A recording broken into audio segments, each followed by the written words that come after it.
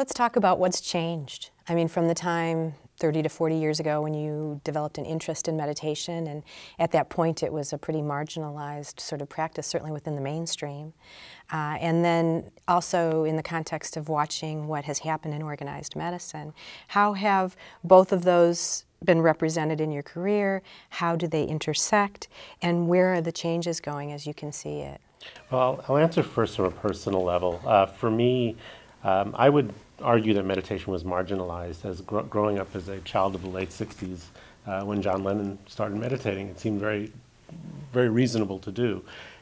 So my meditation practice began very early.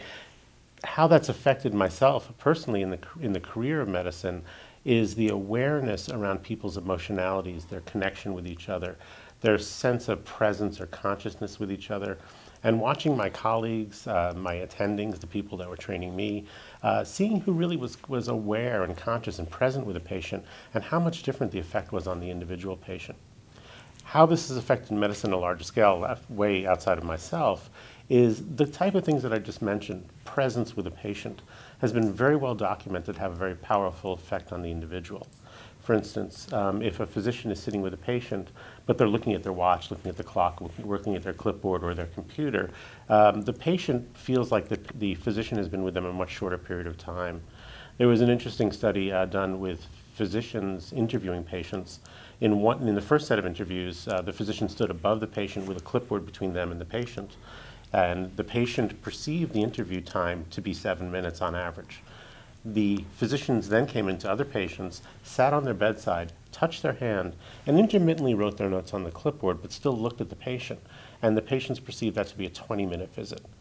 The exact time of the visits were 10 minutes each. So perception drives a lot of the outcome of medicine. And if I can just continue with that, the way that happens is if the patient feels like the physician is there for them, the patient is willing to please the physician or desiring to please the physician. So they're much more likely to follow the physician's instruction. And this is all about presence. It's all about one person being with another person, connecting with another person, and showing some degree of caring and presence for another person. And so for me personally, that's been a big driver. How do we enhance the presence of the medical student, the resident, and the practicing physician with their patient in order to help the outcome? So let's talk a little bit more about this kind of relationship-centered care and the kind of communication issues that come up. And really, what is the benefit? What's been measured? What is interesting about that for somebody who has an evidence-based approach? There's some wonderful outcomes that happen when the patient feels that the physician is truly present for them. As I had mentioned, they are more interested or willing to comply with the physician's recommendation. The other thing that happens is they're more relaxed. If the physician is more interested in the patient automatically relaxes. Their catecholamines or adrenaline go down, and in that regard, their cortical function begins to improve, meaning they think more clearly.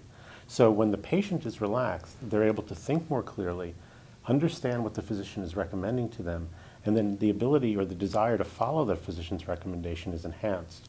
So if you look at that short bit of events that happen in this physician-patient interaction, what you see is compliance or desire to follow the recommendations go up. Clinical outcomes improve. The patient likes the physician more. They want to be seen by that person again. So it creates a very, very dynamic relationship. And some of that is based on that simple neurophysiology of the adrenaline or catecholamines going down, improving cortical function or thinking capacity, and then the ability to relate. Another interesting study that happened in that regard was at the Mayo Clinic. They asked a group of patients who had been in the hospital for at least 3 days, a week after discharge, what medications they were on and why they were in the hospital, what was their diagnosis. And what was seen is 80% did not know their medications, and 63% did not know why they were in the hospital. How could you possibly explain that? It's very, very simple. People in the hospital are agitated. If they're agitated, their catecholamines or adrenaline are higher, and if their adrenaline is higher, their cortical function, their thinking capacity goes down, so they're not able to understand why they're in the hospital, even though they've been told 20 to 30 times during that visit.